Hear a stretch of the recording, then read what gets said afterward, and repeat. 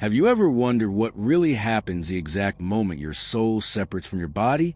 I'm not talking about dreams or nightmares. I'm talking about something terrifyingly real. Something so intense, so horrifying, that most people who go through it, through hell, never come back to speak about it. But what if I told you, I did, that I stood at the edge of eternity and fell into hell, the place where screams never end, where time no longer exists, and where regret has no purpose anymore because it's already too late. Stay with me until the end, because what you're about to hear might not only challenge everything you believe about life, but also shake your soul with the terrifying reality of what comes after hell. It was just an ordinary night. I didn't expect to die. I didn't expect to leave my body.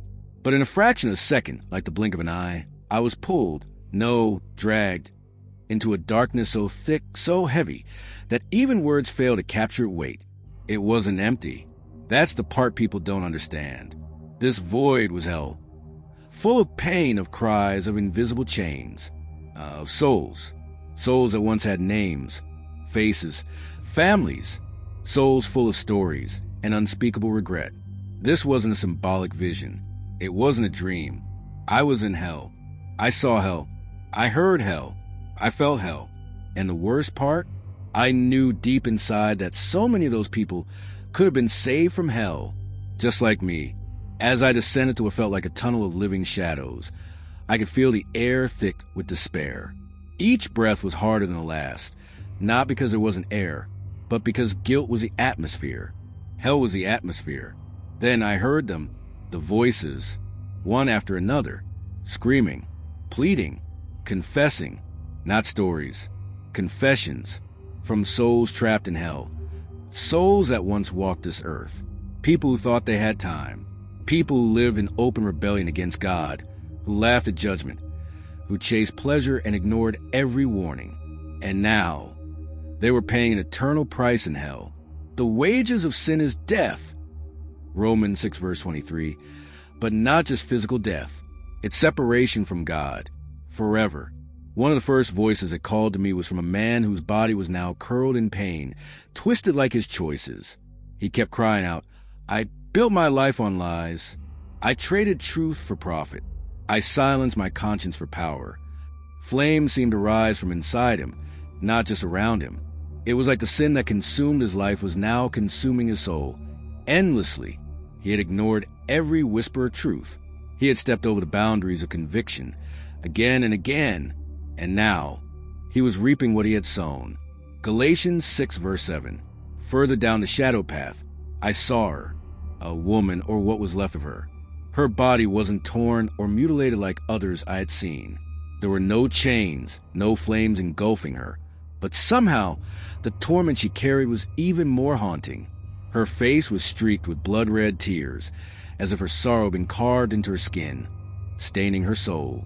She stood still, trembling, yet not from cold, but from the unbearable weight of everything she hadn't said and everything she couldn't take back. Our eyes met, and in that frozen moment, I felt her pain surge into me like a current. Her mouth opened slightly, but instead of screams, only a whisper escaped. Thin, dry, almost breathless. Tell them, she begged. Tell them not to make the choices I made. And then, as if time bent around her, I saw her life play out like a silent film in fast forward. Frame by frame, sin by sin, she had been beautiful once. Not just physically, but vibrant, full of potential, of dreams, of light. But somewhere along the way, she let bitterness take root. It started small, a betrayal, a broken promise, a wound left untended. She didn't scream. She didn't cry out. She stored it. One offense at a time, she built a fortress around her heart. Every lie she told became a stone. Every grudge she clung to, another brick. People hurt her, yes, but instead of healing, she weaponized her pain. She used it to justify her pride, her coldness, her isolation, and she told herself she was strong. She cut people off. She manipulated. She betrayed before she could be betrayed. Trust became weakness. Forgiveness became foolishness. And as her heart hardened, her soul darkened. In that place, hell, There were no flames around her. But inside, she burned, not with fire, with memory. Every person she had ever wronged. Every moment she chose silence when she should have apologized. Every word she spoke in anger that couldn't be taken back. They came back to her, looping, replaying, echoing in the hollow of her soul, like a curse she had placed on herself. She clutched her chest like she was trying to dig the pain out with her fingers. And then she said something that tore me apart. Even now, I would give anything to forgive, to be forgiven, but the horror was she couldn't. Not anymore. The time for mercy had passed. Not because God had refused her, but because she had refused him. Again and again, year after year, she heard his voice. She felt his hand reaching. But she said, "Not yet. I'll forgive later. I'll surrender later." And later never came. Today, if you hear his voice, do not harden your hearts. Hebrews 3 verse 15. I understood then what eternal separation really meant. It wasn't about flames licking at your feet or demons dragging you down. It was about the finality of regret. The unbearable silence after you've ignored the invitation too many times. The cold realization that your soul has become the very thing it clung to. She didn't scream at God. She didn't shake her fist in defiance. She wept, and that was far more terrifying. Because hell isn't just a punishment for bad deeds.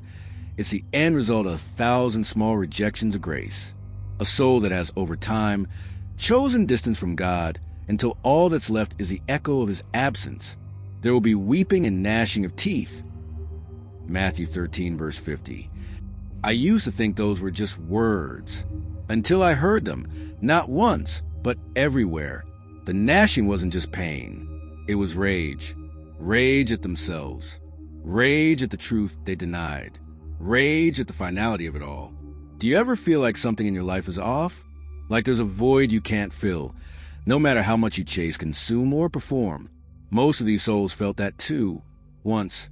But instead of turning to the truth, they drowned it in addictions, in vanity, in lust, in pride. They fed their egos and starved their spirits. They justified every action. They played with fire. And now they lived in it. And yet, the part that haunts me most isn't the fire. It's the voices, voice after voice, all crying the same thing. If only I had listened. If only I had humbled myself. If only I had believed. If only I had chosen differently. You still can. That's why I'm telling you this. Because there's more I need to show you. More of what I saw. More what they taught me in their agony.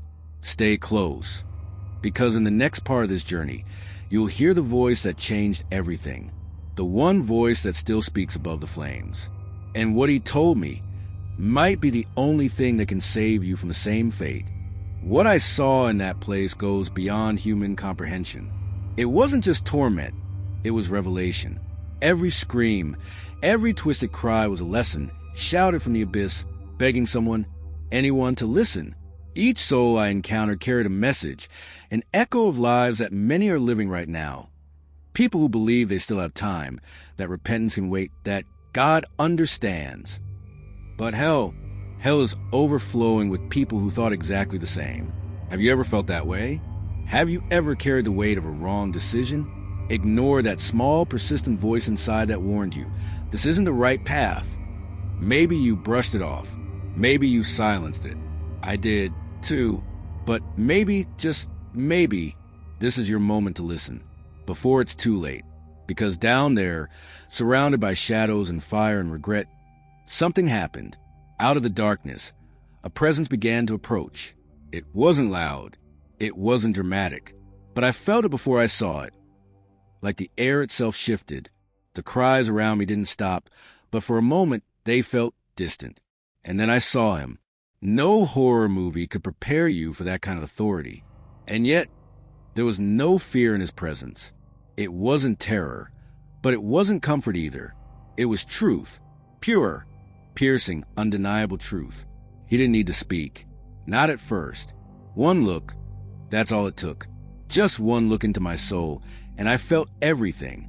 The weight of every choice I had made. The moments I had turned away. The times I had known what was right and chosen wrong. not out of ignorance, but out of rebellion, pride. I knew deep inside that this presence, holy, undeniable, was Jesus. He didn't accuse me. He didn't even speak. He just looked, and in that gaze, I saw what I was meant to be and how far I had fallen from it. Around me, the torment continued. Souls cried out in agony, but more than that, in longing. Some whispered prayers they never said when they had the chance. Others screamed names of people they had hurt or led astray. Some cursed the day they were born. Others wept for the time they wasted. But every voice, every story, had one thing in common. They would give anything to go back. Anything for one more chance. Anything to warn someone else. The rich man also died and was buried. In Hades, being in torment, he lifted up his eyes, Luke 16, verses 22 to 23. That verse haunted me, because it was real. He begged for just one drop of water, one moment of relief, and for someone to go back and warn his brothers. But the answer was clear. They already had the truth. They just chose to ignore it. Hell isn't filled with people God refused to love. It's filled with people who refuse to love God. And as I stood there, surrounded by agony, by eternal regret, I realized those souls weren't just being punished. They were teaching, crying out for someone to hear. Someone still alive. Someone like you. And if something I said touched your heart, if you felt a chill, or remembered something you've been trying to forget, I want to invite you to share that in the comments. It could be a feeling, a memory, even a question. This space, right here, is real. It's a space where your voice matters. And you never know. Your story might be the one someone else needs to read to finally wake up. If this message spoke to you, hit the like button. I know it's just a click, but it means the world for this message to reach more people, to break through the noise, to pull someone back before it's too late. And if you want to keep walking with us through these deep, raw, spiritual truths that shake your soul and make you think, subscribe to the channel now. That's what keeps this movement alive. A community that believes in urgency, in the reality of hell, and in the hope that still exists for those who choose to turn around before the final breath. And trust me, there's more to this journey, because what happened next changed everything. As Jesus walked ahead of me, guided me through that desolate place, I began to see the faces of those who had once lived just like I had, certain that tomorrow was always guaranteed, that they'd always have time to change, that somehow things would just work out. But with every step, something inside me cracked, and then he spoke. He finally spoke, but not how I imagined, not with a thunderous voice, not with fire and wrath. No, the voice of Jesus was calm, almost gentle, but every word carried a gravity so deep it cut through bone and spirit. It was like his words bypassed my ears and landed straight into the hidden places of my soul, places I didn't even know existed. Do you see now, he said, what your choices do to eternity? And in that instant, everything around me shifted once again. We walked through what felt like a corridor, but no hallway on earth could compare. It was alive with sorrow. The walls, if you could call them that, pulsed as if they were made of regret itself. The air was thick, like breathing through morning. You didn't just see suffering, you felt it. It clung to your skin. It echoed in your bones. In the first room, I saw a woman. She wasn't screaming. No flames. No chains. Just silence and tears. Her hands were pressed tightly over her face, as if trying to block out the very reality she now lived in. Her body trembled, not from cold, but from absence, from soul deep regret. That kind of shivering, it comes from realizing it's too late. Jesus didn't speak her name, but somehow I knew it. I could feel the story of her life as if it were imprinted in the air. She had lived for appearance, for approval, for beauty, a carefully curated image. Her life was filtered not just on screens, but in every interaction.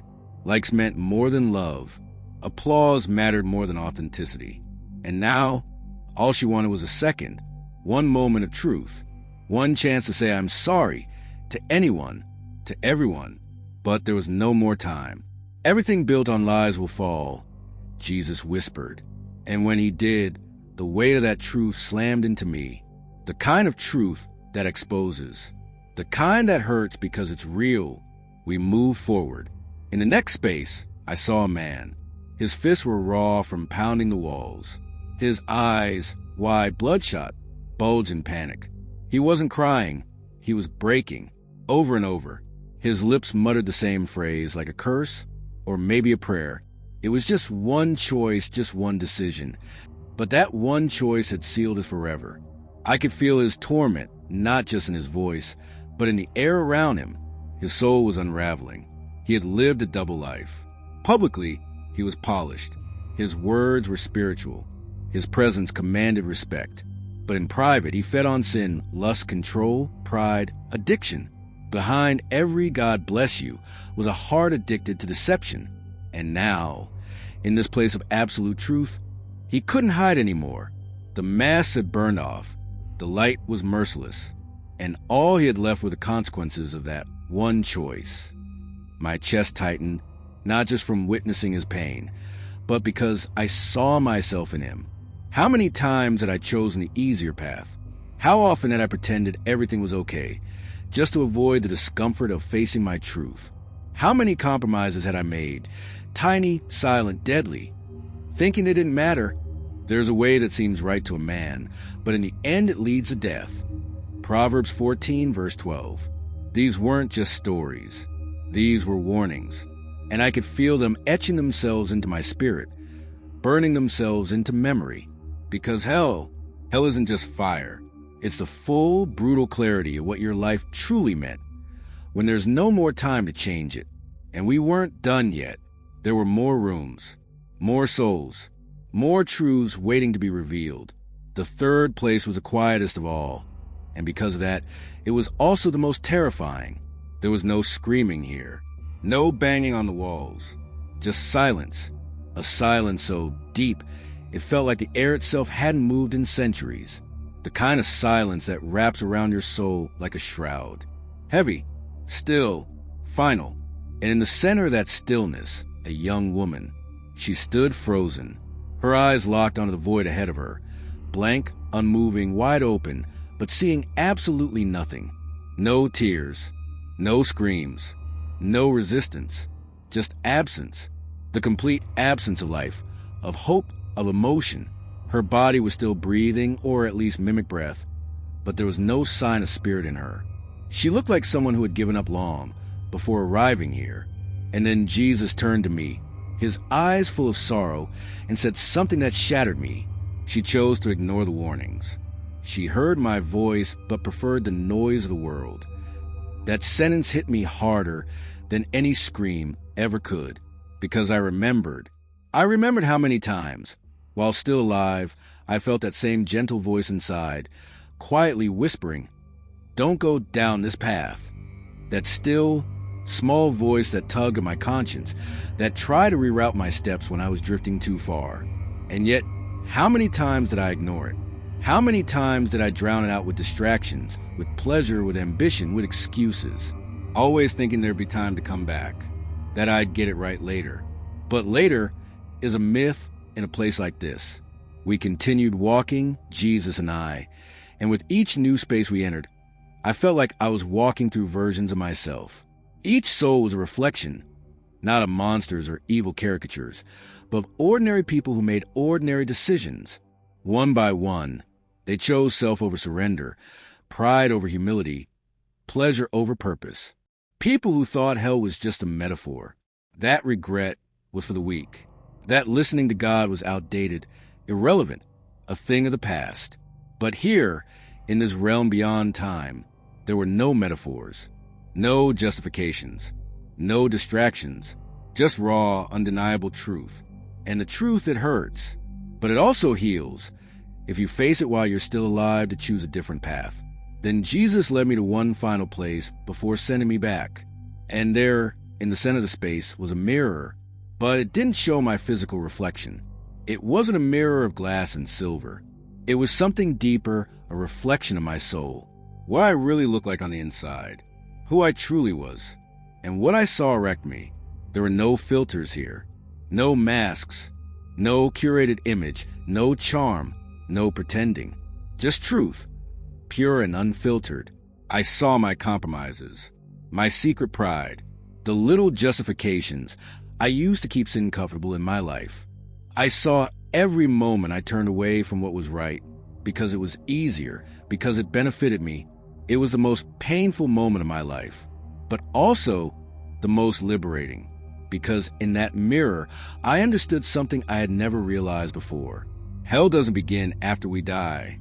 It begins the moment we decide to live away from truth, away from God, away from real love. And now, as I share this with you, I want to go deeper, because there are parts of this journey that could completely change the way you see your own life. There are decisions we make every day without even thinking, habits that feel harmless, but are slowly pulling us further from the light. And most of us don't even realize it until it's too late. But the path back, the path I'm on now, it exists. It's not easy, but it's possible, because if you're listening to this right now, it means one thing. There's still time. Time to reflect. Time to change. Time to choose differently. No one stares into the abyss of hell and comes back unchanged. I didn't. And that's why I'm telling you all this. Because someone out there needs to hear it. Someone who's living the same way I used to, thinking repentance is weakness, when in reality, it's the doorway to salvation. So drop a comment below. I'm on this journey too. I want to know who's walking this path with me, who's ready to chase something real,